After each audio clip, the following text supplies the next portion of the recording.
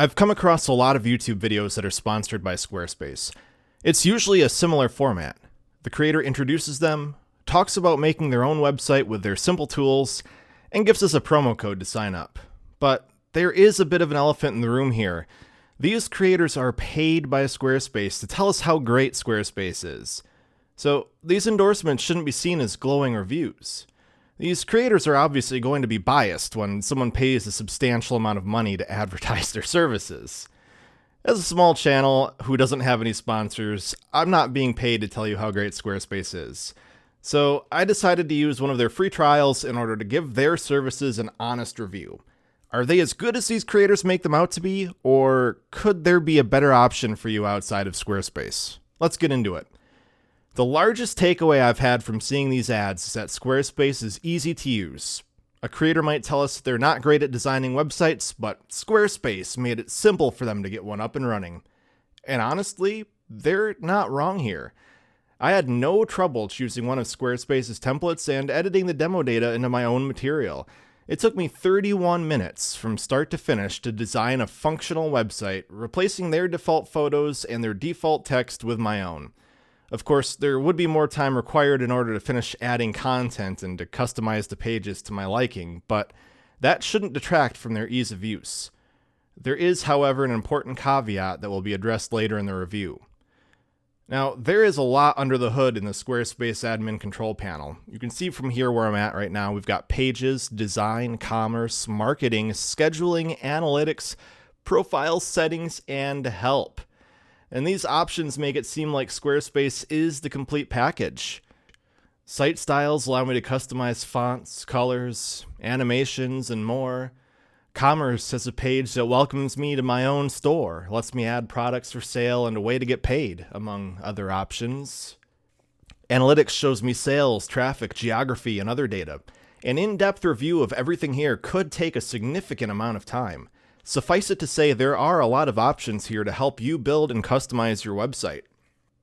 Here's the website that I came up with. You can see that I was able to create multiple pages, including one that lists services, a blog, a contact form, and more. While I was looking at content to add here, I came across two features that Squarespace offers: a members area and an appointments plugin that allows users to schedule an appointment with you.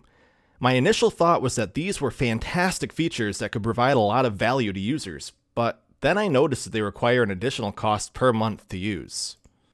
This leads us to the cost to get involved with Squarespace. Let's make a hypothetical business to add up the cost of doing business with Squarespace.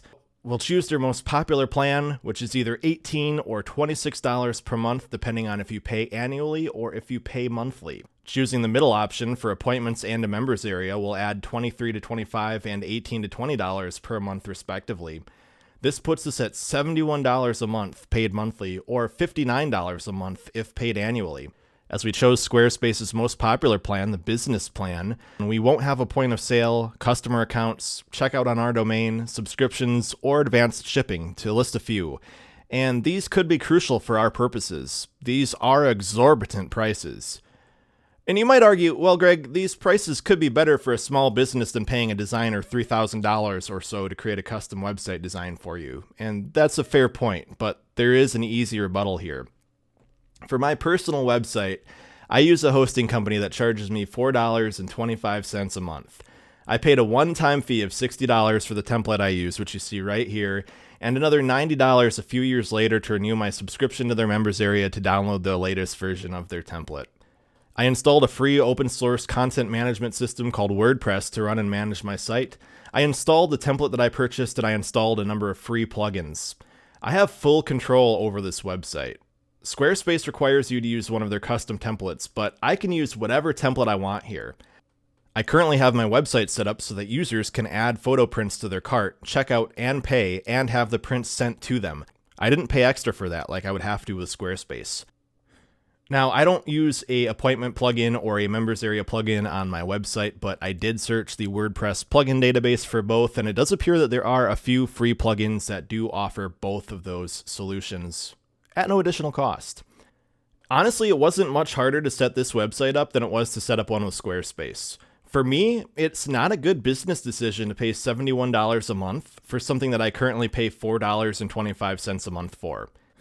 And you could get that even cheaper. A2 Hosting, who I'm not sponsored by, has a package that if you prepay for 3 years, costs $199 a month. That's $71.64 versus $2,124 with Squarespace over a 3-year period. As a landscape photographer, that amount of money could be used to buy a new camera, a new lens, or even travel to new shooting locations, and I would be giving that to Squarespace every 3 years, really for no reason. So ultimately, Squarespace does provide an easy-to-use web application that does exactly what it advertises. It lets users with little design knowledge make their own website without much difficulty or time investment required, but its exorbitant pricing model makes it hard for me to recommend this to anybody who views this video. Sure, $71 a month for our hypothetical website might be a drop in the bucket for a lot of companies, but I don't think that's Squarespace's target market, and I just can't recommend spending that much money for something that you can get much cheaper with a little bit more effort. So I guess I'd give Squarespace a 7 out of 10, and on a letter grade scale, that puts them at a C-. If you have a question or comment about Squarespace that this review didn't cover, or if you have anything to say that I might have gotten wrong or missed somehow, please let me know in the comments below. And if you guys currently have Squarespace, let me know how it's working out for you. I'd really be curious to hear how it actually is for somebody who's been using it for some time. Thanks for tuning in, guys. I'll see you again next week.